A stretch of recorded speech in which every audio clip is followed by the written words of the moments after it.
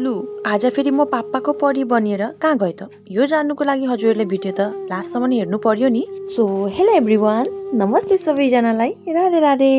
आशा गर्छु हजुरहरू सबैजना एकदमै धेरै धेरै सन्चै हुनुहुन्छ भनेर, र म पनि एकदम धेरै सन्चै छु। ल आउनुहोस् त आजको भिडियोलाई पनि सँगै मिलेर कन्टिन्यू गर्दै जाउँ। हेर्नु न, आमालाई चाहिँ आज मैले बिहानै उठेर कपालमा हिँड्न लगाइदिनु न आमा भनेर भने। आमाले फेरि भन्दै हुनुहुन्थ्यो जे हातमा रातो लाग्छ भनेर। अनि फेरि म फेरि कहाँ मान्छु र, बुढी मान्छे हो, हातमा रातो लाग्दा पनि के चाहिँ हुन्छ र भने। अनि फेरि त्यति गरिसकेर म गएँ फेरि गाखिर तताउन भनेर। अब आगोमा बसेर मजाले गाखिर तताउँछु, आगो ताप्दै ताप्दै भने। अनि आगो गाखिर तताइसकेर अनि फेरि म रेडी हुँदैछु नि, फेरि कहाँ जान भनेर सोच्नु हुँदैछ होला। हामी चाहिँ जान लागेको थियौँ बेमा जानुको लागि साडी लगाउँदैछौँ है त, म र मेरो दिदी। हामी दुईजना भएर एकअर्कालाई त मेरो लगाइदिनु म तेरो लगाइदिन्छु भनेर हामी दुईजना लगाउँदै थियौँ। तर म फेरि मान्दिनँ जे, सक्दिनँ अरूलाई लगाइदिन, त्यही पनि लगाइदिन्छु भनेर भने उसलाई। अनि उसले चाहिँ पहिला बजी मेरो लगाइदिन थाली। अनि भिडियो बनाइहाल्नुपर्छ तैँले भनेर गाली गर्दै थिएँ मलाई। अब एउटा भिडियो क्रिएटर भएपछि त भिडियो नबनाएर के पो बनाउनु भन्दै थिएँ म उसलाई। अनि ऊ चाहिँ मलाई गाली गर्दै थियो कि साडी लगाउँदा पनि भिडियो बनाउनु, यस्तो गर्दा पनि भिडियो बनाउनु भन्दै थिएँ। अब बनाउनु पर्छ नि त भनेर म उसलाई सम्झाइरहेको थिएँ। अनि उसले चाहिँ मेरो साडी लगाइदिए, मलाई नउठाए भिडियोमा भनिरहेको थिएँ। अनि र पनि म चाहिँ नउठा भनेको मान्छेलाई चाहिँ नि उठाइदिइहाल्न मन लाग्छ। अनि उठाइदिएँ त्यसलाई पनि मैले भिडियोमा। अनि उसले त मेरो लगाइदिइसके, हेर्नु न कति मजाले लगाइदिए एकदम शरीरमा ट्याप्पैसँगले मिल्ने चालले लगाइदिए, कस्तो राम्रो लाग्यो साडी लगाएर पनि। अनि म चाहिँ पिन्चो खोज्न यता र उता कुदिरहेको छु। यो हामी लेडिज मान्छेलाई थाहा छ कि साडी लगाउँदा फेरि पिन भेटिँदैन जे, यताउता सारा घर खोज्नुपर्छ तर भेटिँदैन। फाइनली मैले चाहिँ भेटेँ कतिवटा पिन्छाहरू ल्याएर लगाएँ। अनि उसलाई चाहिँ मैले पर लगाएर लगाइदिनु अरे, किनकि ऊ भिडियोमा उठ्छ नि त, त्यही भएर मैले हजुरलाई भनिसकेँ जे भिडियोमा उठ्नै मान्दिनँ। अनि आयो चाहिँ मेकअपको बारी। अब साडी लगाएपछि अलिअलि मेकअप त गर्नुपर्छ नि त, फेरि राम्रो पनि देखिँदैन है। साडीमा धेरै सिम्पल राम्रो पनि लाग्दैन, र अलिअलि मेकअप गऱ्यौँ हामीले चाहिँ। अनि मेकअप गरिसकेर निस्क्यौँ। सूर्य देवता फेरि यति धेरै टल्किनु भएको छ नि, के नै भन्नु सूर्य देवताको कुरा त, अरू केही छैन भनेर हामी चाहिँ निस्किसकेको छौँ। हेर्नु न, पापाको परी बनिएर निस्केँ नि त फेरि। अनि हामी दुईजना गयौँ।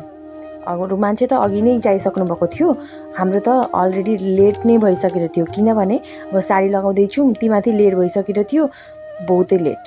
अनि सबैजना त अघि जाइसक्नु भएको थियो, र पनि हामी चाहिँ जाने। ओ माई गड, यहाँको रस्ता हेर्नु न कति राम्रो छ नि, यो दुई साइडमा ग्रिनेरी माझमा रस्ता, कस्तो राम्रो लाग्छ मलाई त। अनि त्यहाँ पछाडि हामी पुग्यौँ मन्दिरमा थियो जे बिहे। अनि बिहेमा भनेर गएका थियौँ, मन्दिरमा थियो बिहे। अनि बेहुली त अघि लैजाइसक्नु भएको रहेछ। अनि पहिला गएर बेहुली हेऱ्यौँ, बेहुली हेरेको बादमा उता होम यज्ञ गर्ने ठाउँमा गयौँ हामी चाहिँ। र त्यहाँनिर गएर हेरेको त सबै बुढा मान्छे हुनुहुँदो रहेछ। अनि हामी चाहिँ पल्लोपट्टि गएर भिडियो बनाउन थाल्यौँ। अनि यो चाहिँ हो हाम्रो अत्रिमुनि मन्दिर है त, यहाँ तल चाहिँ होम यज्ञ हुन्छ अरे, मैले त देखेको छुइनँ, सुनेको मात्रै हो। अनि उहाँ हेर्न सक्नुहुन्छ, ऊ चाहिँ मेरी साथी हुन्। उनलाई चाहिँ मैले धेरै अगाडिबाटै चिनेको हो, र हामी राम्रो साथी छौँ अब। अनि त्यहाँनिर हामीले भिडियो बनायौँ। अनि हाम्रो गोर्खालीको नियम यहाँ हेर्नु है त, घोडा धुने चलिरहेको थियो यहाँनिर। अनि छेउमा बसेर हामीले पनि हेरिरहेको थियौँ एक दुईवटा नियमहरू। अब आफ्नो नियममा बिहे भइरहेको छ, त्यो त हामीले नहेर्ने कुरै आउँदैन।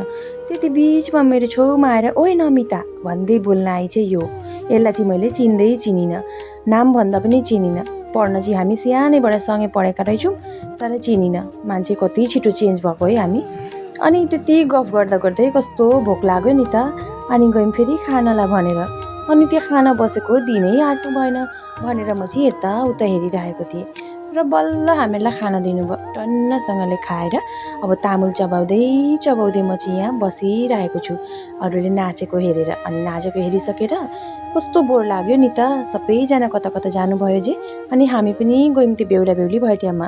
अनि मेरो चुग्ली त चलिरहेछ, अब दुईजना दिदीबहिनी भेला भएपछि चुग्ली नगर्ने त कुरै आउँदैन होइन। अनि हामी चाहिँ एकदम अर्काका कुरा गर्दै बसिरहेको थियौँ। गाइस, अहिले चाहिँ बिहे पनि सकिसकेर छ, र हामी चाहिँ अब घर जान भनेर निस्किसकेको छौँ। तपाईँहरूले हेर्नु होला, र आजको भिडियो चाहिँ हामीले सक्नको लागि आइरहेको छौँ। सो गाइस ला, अनि हेर्नु न, बेहुली लिएर त बेहुलाले लगिजानुभयो। अनि हामी पनि घर घुर्नु पर्यो नि त होइन। अनि त्यहाँनिर त सबै दिदीबहिनीहरूलाई टाटा बाई बाई भनेर हामी चाहिँ घर जान भनेर निस्किसकेको छौँ। जाँदा त एक्लै गएको थियौँ, हामी 2जना गएको थियौँ, आउँदा 3जना आयौँ र उनीहरूलाई पनि बाई बाई भनेर म चाहिँ घर आइपुगेँ। र आजको भिडियो पनि यहीँ सक्छु। हजुरलाई भिडियो हेरेर कस्तो के लाग्यो कमेन्ट गरेर भन्न चाहिँ नबिर्सिनु होला। भोलि फेरि अर्को एउटा राम्रो भिडियो लिएर आउँछु। ल हुन्छ त गाइस, भोलि फेरि भेट्नुपर्छ। ल बाई बाई।